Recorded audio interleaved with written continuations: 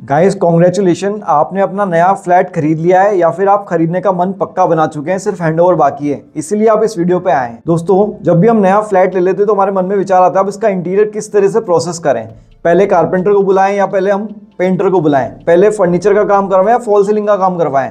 कहीं हमारा पहले किया हुआ काम अगले काम को खराब तो नहीं कर देगा, कहीं हमारा टाइम ज़्यादा वेस्ट तो नहीं हो जाएगा या फिर हमारा पैसा खराब नहीं हो जाए। ये सब बातें हमारे मन में रहती है। अगर आप फर्स्ट टाइम होम बायर हो, सोच रहे हैं कि स्टेप बाय स्टेप किस तरह से इंटीरियर को करवाना चाहिए, तो ये वीडियो आपके लिए है। इस वीडियो को पूरा एंड तक देखने पर आपको ये पता लगेगा कि कैसे आप प्रोसेस कर सकते हो और अपने घर के इंटीरियर को बहुत स्मूथली करवा सकते हो। इसके अंदर जो सबसे पहला स्टेप है वो है आपका बजट फाइनलेशन। दोस्तों, आपको किसी भी काम को करने से पहले उसका बजट लॉक करना जरूरी होता है। एक मैक्सिमम बजट आप क्या लेके चल रहे हैं वो तय करना जरूरी है। अब बजट आपका 5 लाख भी हो सकता है, 8 लाख भी हो सकता है, 50 लाख भी हो सकता है। कुछ भी आपका जो भी बजट है उसको आप लॉक कर लीजिए कि भी मेरा मैक्सिमम बजट ये है। अब इसके अंदर मैं आपको रिकमेंडेशन दूंगा कि अगर आप बजट प्लानिंग कर रहे हैं, मान लीजिए आपका टोटल बजट 10 लाख रुपए का है, तो आप बजट अपना माइंड में 8 लाख रुपए लेके चलिए, क्योंकि 10 से 20% तक के जो है ऐसे कॉस्ट अनफोर्सिन एक्सपेंसेस आ जाते हैं इंटीरियर के दौरान जो आपको करने ही पड़ते हैं, जो आप रोक नहीं पाते। तो इसलिए आप अगर 10 लाख रुपए का बजट टोटल लेके चल रहे हैं तो आप 8 लाख रुपए के लिए प्लान कीजिए, ताकि बाद में जाकर के आपका बजट एकदम से बढ़ ना जाए। एक बार आपका जब बजट फाइनल हो जाता है उसके बाद में आपको प्रायोरिटी सेट करनी होती है। आपको ऐसी लिस्ट बनानी है जिसमें एक मस्ट हैव होगा और एक ऑप्शनल होगा। मस्ट हैव यानी कि वो सब चीज़ें जो आपको चाहिए ही चाहिए, चाहे आपका बजट उसके लिए थोड़ा बहुत ओवर स्पेंड भी हो तब भी आपको उसको कंप्लीट करना पड़ेगा। और ऑप्शनल में ऐसी चीज़ें आती हैं जो जहाँ पे आपका अगर बजट अलाउ कर रहा है तो आप उन चीज़ों को कंप्लीट करोगे, अदरवाइज आप उसको स्किप कर सकते हो। एग्जाम्पल के लिए मान लीजिए मेरा 3 BHK का फ्लैट है, तो हो सकता है मेरे लिए 2 रूम का बेडरूम का इंटीरियर आवश्यक हो, वहाँ पे मेरे को बेड, टीवी या वार्डरोब वगैरह आवश्यकता हो, या फिर मेरे को फॉल सीलिंग की रिक्वायरमेंट मेरे लिए कंपलसरी हो, या फिर मेरे को नया पेंट करवाना कंपलसरी हो। लेकिन हो सकता है कि मेरे लिए लिविंग रूम के अंदर सोफा लगाना उतना इंपॉर्टेंट नहीं हो, तो मैं उसको ऑप्शनल में डाल सकता हूँ। वॉल डिजाइनिंग उतनी इंपॉर्टेंट नहीं हो तो मैं उसको ऑप्शनल में डाल सकता हूँ। ये लिस्ट सबकी अपनी अपनी हो सकती है। आगे चल के जब हम इंटीरियर को कंप्लीट करते हैं तो ये लिस्ट होने से हमें डिसीजन लेने में इजी रहता है कि कौन सा काम हमें कराना ही है और कौन से काम को हम स्किप कर सकते हैं। दोस्तों, स्टेप नंबर 3 में आता है डिजाइनिंग एंड प्लानिंग। कई बार लोग इस स्टेप को स्किप कर देते हैं और बाद में बहुत पछताते हैं। मैंने अक्सर देखा है जब उनका बजट तय हो जाता है और क्या बनवाना है तय हो जाता है, उसके बाद डायरेक्टली वो वेंडर को कॉल कर देते हैं, जैसे कारपेंटर को बुला लिया, उसको बोल दिया भाई फर्नीचर का काम चालू करो। ऐसे में क्या होता है, कारपेंटर जब फर्नीचर बनाता है तो बाद में पता लगता है कि भाई बेड और वार्डरोब के बीच में तो निकलने की जगह ही नहीं बची, या फिर बेडरूम के अंदर हम ड्रेसिंग प्लान करना ही भूल गए। कई बार ऐसा होता है कि जो फॉल सीलिंग बनाई उसमें फैन की पोजीशन ऐसी है कि उसकी हवा ही नहीं लग रही हमारे, तो ऐसे कई सारे छोटे छोटे इश्यूज आ जाते हैं। इसलिए डिजाइनिंग एंड प्लानिंग वाला पार्ट हमें स्किप नहीं करना चाहिए, वाले स्टेप बहुत इंपॉर्टेंट है। डिजाइनिंग में पहले स्पेस प्लानिंग की जाती है। स्पेस प्लानिंग मतलब ये डिसाइड करना कि प्लेसमेंट चीज़ों का कहाँ पे होगा और सर्कुलेशन स्पेस कैसे हम इंश्योर करेंगे कि सफिशिएंट रहे। जैसे कि बेडरूम के एग्जांपल लेते तो बेड का प्लेसमेंट किस दिशा में होगा, आपका टीवी पैनल कहाँ पे आएगा, वार्डरोब कहाँ पे आएगा, ऐसा डिसाइड करना और आसपास मूवमेंट के लिए सफिशिएंट स्पेस बचे ये इंश्योर करना, इसको स्पेस प्लानिंग बोला जाता है। हर एक रूम के लिए, चाहे वो किचन हो, लिविंग एरिया हो, डाइनिंग एरिया हो या फिर आपके बेडरूम्स हो या बाथरूम हो, सबके लिए स्पेस प्लानिंग करना जरूरी होता है। एक बार स्पेस प्लानिंग कंप्लीट हो जाती है उसके बाद हम 3D डिजाइन की तरफ बढ़ते हैं। 3D डिजाइन के अंदर हम रेफरेंसेस फाइनल करते हैं कि हमें किस तरह का डिजाइन चाहिए फर्नीचर का, वॉल्स का, और उसका एक 3D व्यू बनाते हैं ताकि हम विजुलाइज कर पाएं कि अपना फ्लैट जो है वो बनने के बाद में, इंटीरियर होने के बाद कैसा दिखेगा, ताकि जो भी चेंजेस हमें करने हैं, कुछ हमें मॉडिफिकेशन चाहिए, चाहे वो डिजाइन के अंदर हो या कलर कॉम्बिनेशन के अंदर हो, तो हम इसी लेवल पे कंप्यूटर पे कर पाएं। क्योंकि एक्चुअल में अगर वो चेंजेस हम करने जाते हैं तो काफी कॉस्ट बैठती है और काफी सारा समय हमारा बर्बाद होता है। इसलिए 3D डिजाइनिंग में प्री विजुलाइजेशन करना काफी इंपॉर्टेंट रहता है। इसके बाद लास्ट स्टेप आती है 2D designing and working drawings बनाने की। इस लेवल पे जो 3D बना है आपका, उसके हिसाब से सारी वर्किंग ड्राइंग्स तैयार हो जाती है। सारी कारपेंटर के लिए ड्राइंग, चाहे वो इलेक्ट्रिशियन हो उसके लिए ड्राइंग, सब तैयार हो जाती है ताकि वो इजीली अपने काम को एग्जीक्यूट कर पाएं। इस 2D ड्राइंग के अंदर सारी डायमेंशंस आ जाती है, जैसे कि वार्डरोब का इंटरनल डायमेंशन क्या होगा, बेड का डायमेंशन क्या होगा, बेड स्टोरेज वाला बनेगा, नॉर्मल बनेगा, या टीवी पैनल के अंदर कितने ड्रॉर्स लगेंगे, कहाँ पे स्टोरेज बनेगा, वॉल का डिजाइन क्या होगा, उसके सबके मेजरमेंट आ जाते हैं ताकि एग्जीक्यूट करना आसान हो जाए। इस तरह से डिजाइनिंग एंड प्लानिंग कंप्लीट होने के बाद में आपको एक ब्लूप्रिंट मिल जाता है कि आपको आगे काम किस तरीके से करवाना है। दोस्तों, डिजाइनिंग एंड प्लानिंग करना इसलिए भी जरूरी होता है कि हम जो हमने प्रायोरिटी वाली लिस्ट बनाई थी उसमें डिसाइड कर पाएं कि अब कौन सा वाला काम हमें एक्चुअल में करवाना है और कौन सा वाला अभी के लिए स्किप करना है। क्योंकि डिजाइनिंग एंड प्लानिंग होने के बाद ही आप डिफरेंट वेंडर से एक्चुअल कोटेशन ले सकते हो। क्योंकि अगर मान लीजिए आपके पास कोई प्लान ही नहीं है आपको बनवाना क्या और आप किसी से कोटेशन लेने जाओगे तो वो हमेशा गलत ही कोटेशन आपको मिलने वाला है। अगर आप डिज़ाइनिंग एंड प्लानिंग करने के बाद में उसको एक्चुअल डिज़ाइन दोगे कि भाई हमें ये बनवाना है, ये हमारी डायमेंशन प्लानिंग है, ये हमारा 3D डिज़ाइन है, तो वो आपको एक्चुअल कोटेशन दे पाएगा। और जब आपके हाथ में बजट आएगा एक्चुअल करने का, तो आप डिसाइड कर पाओगे कि आपका कितना मस्ट है वाला एलिमेंट कवर हो पा रहा है और कौन कौन से ऐसे एलिमेंट है जिसको आपको अभी के लिए स्किप करना पड़ेगा। दोस्तों नेक्स्ट स्टेप में आता है civil work and electrical planning. दोस्तों यहाँ पे हम फाउंडेशन की बात कर रहे हैं, यानी कि अब हम बेस बना रहे हैं जिसके ऊपर हम आगे का इंटीरियर प्लेस करेंगे।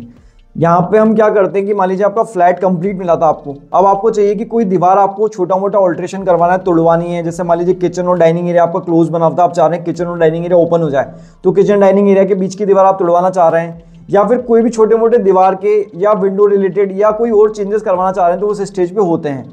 साथ ही साथ आप इलेक्ट्रिकल चेंजेस भी इस स्टेज पे कर सकते हो, क्योंकि आपका ऑलरेडी डिजाइनिंग एंड प्लानिंग वाला पार्ट कंप्लीट है, तो आपको पता है कि कहाँ पे क्या प्लेसमेंट होने वाला है, किस जगह पे क्या चीज़ आने वाली है। उसके अकॉर्डिंग अगर आपको इलेक्ट्रिकल में कुछ मॉडिफिकेशन चाहिए, कुछ एक्स्ट्रा स्विचेस चाहिए या कुछ एक्स्ट्रा सॉकेट चाहिए, तो आप अभी निकलवा सकते हो। ये ज़्यादातर मैंने देखा है किचन के अंदर होता ही होता है, क्योंकि किचन के अंदर में मिक्सर ग्राइंडर रखना होता है, जूसर रखना होता है, या माइक्रोवेव प्लेसमेंट चाहिए होता है, फिर डिशवॉशर रखना है, तो उसके लिए इलेक्ट्रिकल सॉकेट की एक्स्ट्रा रिक्वायरमेंट रहती है, हमें स्टेज पे कंप्लीट करवा लेनी चाहिए। ऐसा करने से आपका एक फाउंडेशन तैयार हो जाता है, बेसिक कंप्लीट हो जाता है, जिसके आगे आप एक्चुअल इंटीरियर का वर्क स्टार्ट कर सकते हो। सिविल और इलेक्ट्रिकल कंप्लीट होने के बाद में फॉल सीलिंग का वर्क कराया जाता है। फॉल सीलिंग के अंदर आप जो भी आपका डिज़ाइन बना हुआ था उसके अकॉर्डिंग आप अपना फॉल सीलिंग करवा सकते हैं।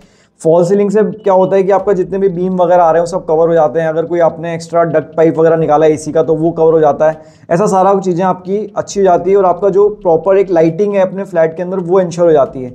कई बार ये मिस्टेक हो जाती है कि हम फॉल सीलिंग पहले करवा लेते हैं, डिजाइनिंग प्लानिंग बाद में करवाते हैं, तो उससे कई बार दिक्कत आती है। जैसे कि मान लीजिए आपने वार्डरोब बनाया और सीलिंग का में जो लाइट थी वो वार्डरोब के नीचे दब गई, या फिर उसका प्लेसमेंट गड़बड़ हो गया, या कई बार फैन का प्लेसमेंट ऐसा हो गया कि उसका हवाई आपके यहाँ पे नहीं आ पा रही। सब चीज़ें फॉल सीलिंग की मिस्टेक में आती है।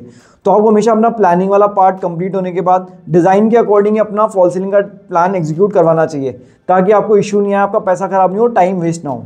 दोस्तों नेक्स्ट स्टेप में आता है फ्लोरिंग का काम कंप्लीट करवाना। अगर मान लीजिए अपने नए फ्लैट के अंदर कहीं किसी रूम के अंदर फ्लोरिंग चेंज करवाना चाहते हैं, या फिर आप मान लीजिए बेडरूम के अंदर विनाइल फ्लोरिंग या वुडन फ्लोरिंग लगवाना चाहते हैं, तो वो आप स्टेज पे काम करवा सकते हैं। फ्लोरिंग एक बार आपकी कंप्लीट हो जाए उसके बाद आप फ्लोरिंग को कवर कर दीजिए, ताकि आगे जो हम काम करेंगे उसके कारण आपकी फ्लोरिंग खराब ना हो। इसके बाद स्टेप आती है प्राइमरी वॉल पेंट करवाने की। दोस्तों अब हमारा फ्लोरिंग क्योंकि कंप्लीट हो चुका है और सीलिंग कंप्लीट हो चुका है, इसके बाद हम वॉल पेंट करवाते हैं। जहाँ पे भी हमने मान लीजिए कोई लाइटिंग वायर वगैरह निकाला उसके लिए झिरी करिए, या फिर कोई वॉल अल्ट्रेशन कराया तो उसको रिपेयर करवा लीजिए, और अपने वॉल के ऊपर पुट्टी करवा करके जो भी आपको पेंट करवाना उसका एक प्राइमरी कोट कर दीजिए। यहाँ पे मैं आपको ध्यान देना है कि फाइनल कलर नहीं करवाना, सिर्फ एक प्राइमरी कलर करवा देना है और अपनी वॉल्स को फिनिश कर देना है, कंप्लीट कर देना है।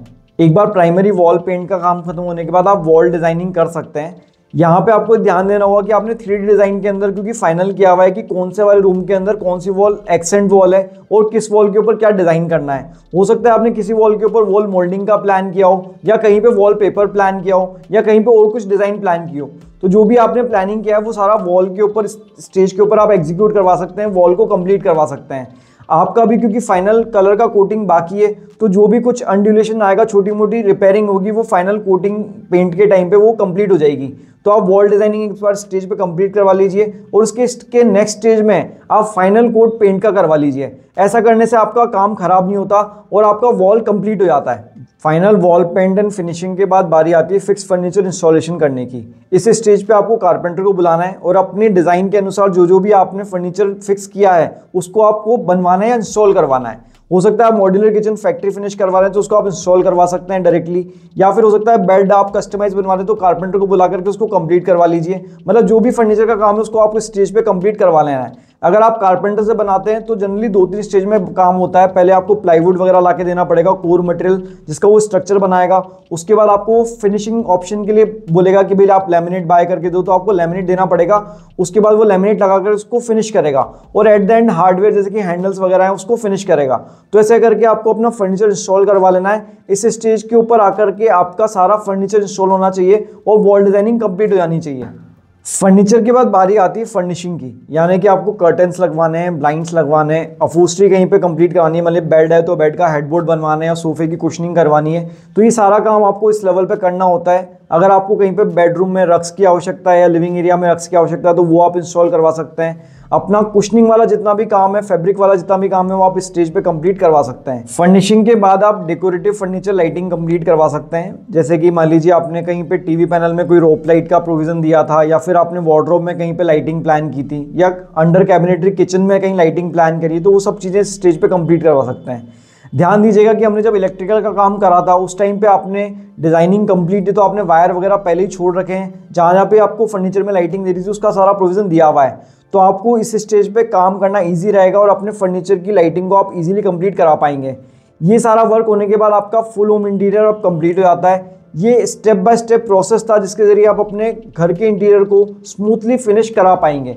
तो दोस्तों इस तरह से आप सीक्वेंशियली अगर वर्क करते हैं तो आपका पिछला काम अगले वाले काम से खराब नहीं होता और आपका काम स्मूथली कंप्लीट हो जाता है। आई होप आपको पूरा स्टेप बाय स्टेप प्रोसेस समझ आ गया होगा। अगर अभी भी आपके कोई डाउट है, आप प्रोफेशनल हेल्प लेना चाहते हैं, तो इस नंबर पे कांटेक्ट कर सकते हैं। आज का वीडियो आपको कैसा लगा मेरे को कमेंट करके जरूर बताइएगा। वीडियो पूरा देखने के लिए आपका बहुत बहुत धन्यवाद। Thank you so much.